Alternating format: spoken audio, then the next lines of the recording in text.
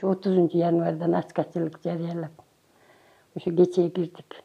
Туруктуулугу менен, күчтүүлүгү менен билгизбей турат да, бирок ошончо күн ачкачылык деген кыйыныраак да адамга. Ошо анан бирок жакшы духта отурат. Токтот балам, неме десек болбоду, ошо берки эриниз, кубанычтар менен кол алышып неме кылгам, ошолор менен сүйлөшүп, анан кийин ошо комиссия, жогорку кеңештен комиссия келсе, анан сүйлөшүп, анан көрөбүз деп ошондой деди.